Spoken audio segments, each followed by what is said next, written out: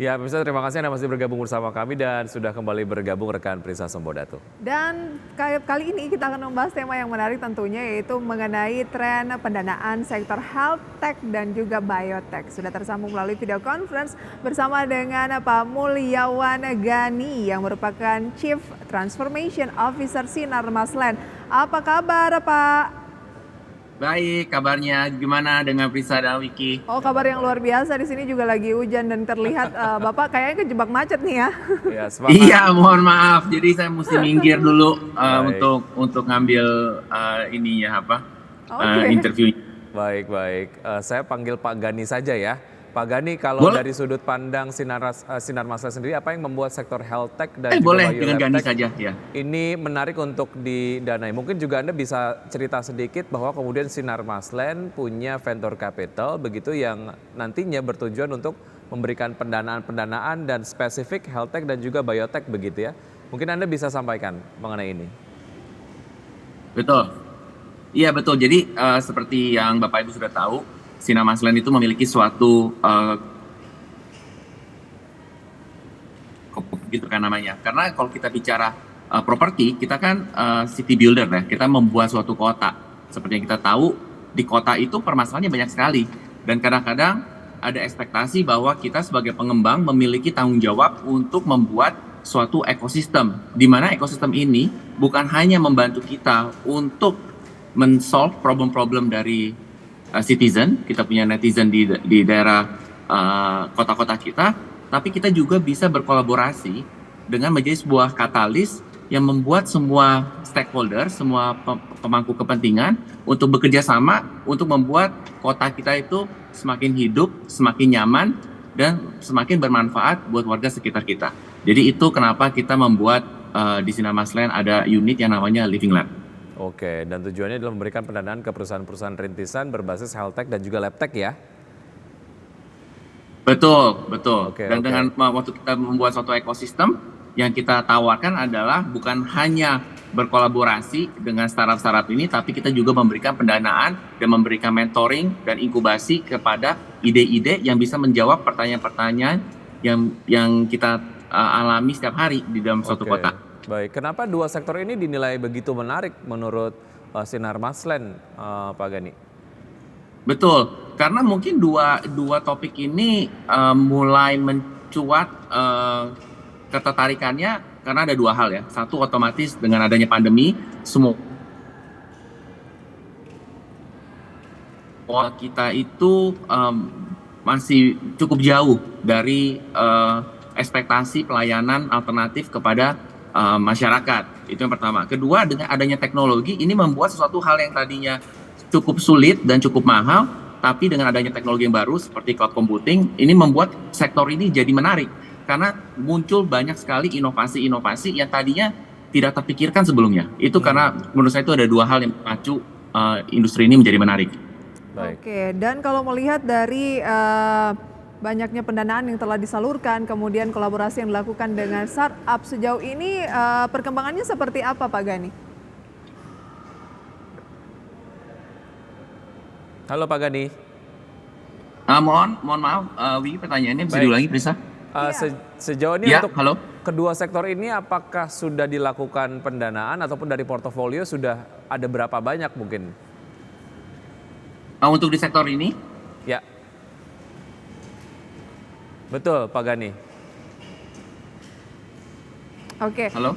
Ya, Ya, Pak, kita tampaknya kita ada beberapa pendanaan. Dilanjutkan Pak. Ya, Ya. kita sudah melakukan beberapa pendanaan di sektor ini karena menurut kami ini sesuatu yang sangat menarik sehingga kita mesti mulai dulu ya.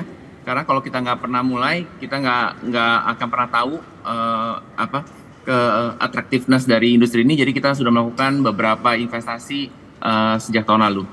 Oke, sudah melakukan beberapa investasi sejak tahun lalu. Kira-kira untuk startup yang kolaborasi ini sudah berapa banyak, Pak?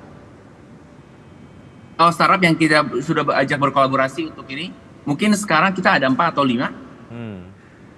Baik, oke, dan tentunya Karena ke depan memang akan terus di berkembang ya. sektor karena memang di sektor ini di Indonesia juga belum terlalu banyak ya. Jadi pemain-pemainnya kurang lebih hanya itu lagi gitu. Mhm, mhm. Baik, oke, semakin mari kita akan lanjutkan usai jeda berikut ini Pak Gani, dan pemirsa tetap bersama kami, usai jeda kami akan segera kembali. Baik. Kami masih berbincang bersama Bapak Mulyawan Gani, beliau adalah Chief Transformation Officer dari Sinar Maslen. Selama 2024 kalau kemudian boleh diproyeksikan akan berapa banyak pendanaan yang disalurkan dari Living Lab kepada sektor health tech dan biolab tech, Pak Gani?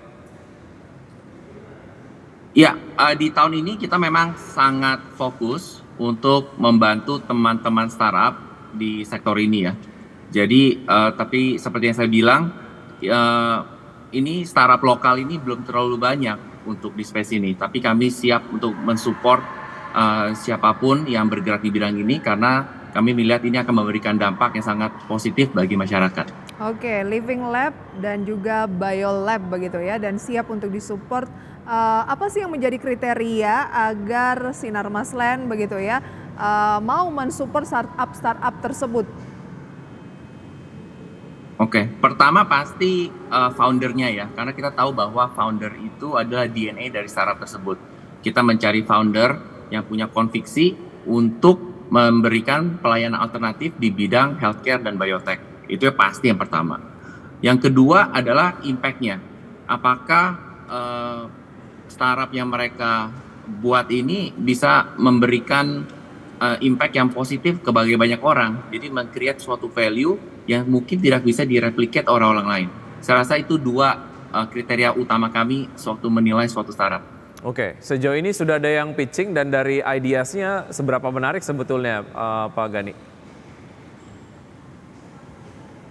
Banyak ya, akhir-akhir ini kita banyak sekali menerima pitching-pitching, terutama di sektor biotech, karena mungkin pendanaan secara industri kan memang boleh bilang kita masih dalam winter time nih, jadi banyak wait and see.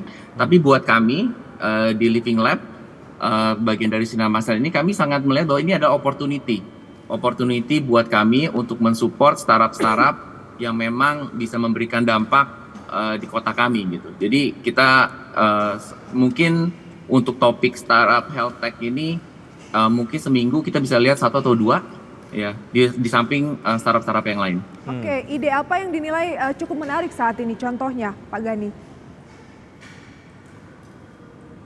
Saya rasa yang contohnya paling sama pasti yang berkutat sekitar ini ya, biotech ya, terutama ya sebagai alternatif dari obat-obat chemical ya, jadi protein base, dan ini menurut saya sangat greenfield ya. Ini karena kita di Indonesia datanya tidak banyak dan banyak inovasi-inovasi yang mungkin kita bisa angkat ke permukaan untuk kita danai supaya aktivitas mereka bisa berkelanjutan gitu. Kadang-kadang ide-ide ini mati gara-gara tidak ada dana. Jadi ini yang kita sedang bantu supaya kita bisa buat ini sebagai menarik gitu. Baik, oke. Kalau dari sudut pandang Living Lab sebagai venture capital yang berada di bawah Sinar Maslen begitu ya, return of investment tentu saja ini menjadi satu pertimbangan sebelum akhirnya melakukan chip-in ataupun pendanaan ke perusahaan rintisan. Kalau dilihat dari biotech dan juga health tech, seberapa besar return of investment-nya menurut Anda begitu? Dari indikator ini dipertimbangkan juga nggak? Kenapa kemudian dua sektor ini yang dituju oleh Living Lab? Oke, mungkin yang menarik di Living Lab adalah financial gain atau ROI itu tidak selalu dinilai secara rupiah atau secara dolar ya. Karena kami berpikir bahwa value itu kadang-kadang tidak bisa diukur. Apalagi solusi yang kita cari adalah solusi untuk suatu kota. Tapi otomatis financial gain itu sesuatu yang kita lihat, dan menurut kami untuk risk and return-nya mereka masih cukup seimbang dengan startup-startup yang lain. Jadi ini masih sesuatu yang sangat atraktif buat kita untuk kita lihat. Oke, berapa lama Anda sendiri menargetkan dapat memperoleh profit dari pendanaan yang telah diberikan terhadap sejumlah startup tadi yang pitching? Kita biasanya mendapatkan profit itu sewaktu kita bisa.